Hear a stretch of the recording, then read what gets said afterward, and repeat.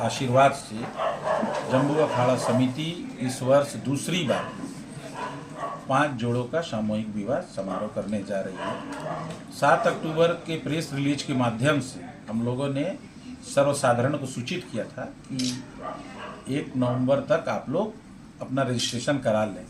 लगभग 15 से 20 जोड़ों का हमारे पास आवेदन आया था, तो हम लोगों ने इस 5 जोड़ों को चयन किया जो सही में ज़रूरतमंद हैं। और आज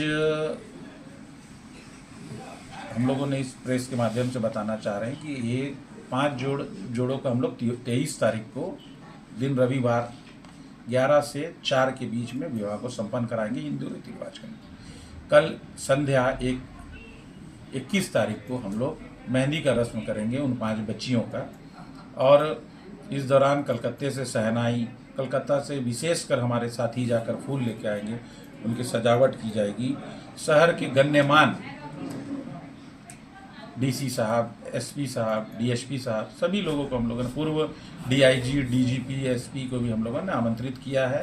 कोल्हान के मंत्री माननीय दीपक बिरुआ जी को भी आमंत्रित किया गया है। कोल्हान के जितने भी विधायक हैं, शहर के पूर्व मुख्यमंत्री, इस राज्य के पूर्व मुख्यमंत्री और पूर्व राज्यपाल को भी हम लोगों ने आमंत्रण किया है। कहाँ पर होगी ये जम्बू अखाड़ा प्रांगण में संपन्न किया जाएगा। कैसे लोग आप चयन करते हैं, किस तरह से करते हैं चयन?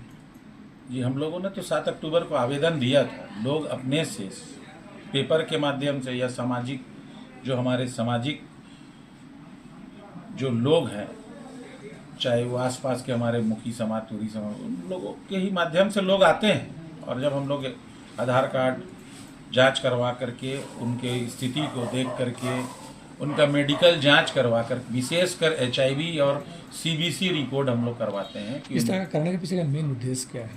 विवाह कराने के पीछे का उद्देश्य पूछ रहे हैं। ये बताइए कि जो गरीब है, जो सक्षम नहीं है, उनकी भी इच्छा होती है कि उनका भी धूमधाम से, बस यही हम लोग उसको शादी का सारा सामान देते हैं एक लड़की को जो विदाई, उसी बता दीजिएगा। हाँ बताइए। ये हमारे जो के संचालक और हमारे स्वर्गीय पिता, हम लोग इस हनुमान मंदिर का निर्माण कर रहे थे। उस समय हम लोग एक साथ बैठे थे। एक ज़रूरतमंद महिला जो बहुत असहाय थी, और उनको कई लोगों ने वादा किया था कि मैं आपकी बेटी की शादी में ये दे दूंगा, वो दूंगा, और वो उनसे वंचित रह चुकी थी। तो हमारा उस समय जम्बू अखाड़ा समिति उनको मदद की थी, और हमारे पिताजी ने मुझे वचन दिया था कि आप इस कार्य को, जब आप सक्षम होंगे तो इस कार्य को करेंगे। तो हम लोग 2022 में उनके जीवित रहने पर एक बार किया। अब तो हमारे बीच नहीं है, लेकिन इस बार 2024 में करने का था।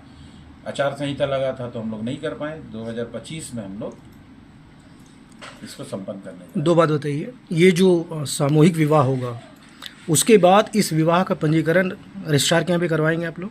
जी, वकील उसी दिन रजिस्टर, हमारे मित्र हैं प्रतीक शर्मा, एडवोकेट, अधिवक्ता, वो सभी से रजिस्ट्रेशन करवाएंगे। और जो कन्या योजना का जो 31 या 40 हज़ार रुपया आता है, उनका लाभ भी उनको दिलाया जाएगा। दूसरी बात, विवाह के बाद रोजगार एक बहुत बड़ी समस्या होगी, तो उसको लेकर के, मतलब जैसे आप लोगों ने पेयर को सेलेक्ट किया है, तो उसको लेकर के कितने आश्वस्त हैं कि इनकी जो आमदनी होगी इस नव दंपति की, वो अपने खर्च को चला सकेंगे?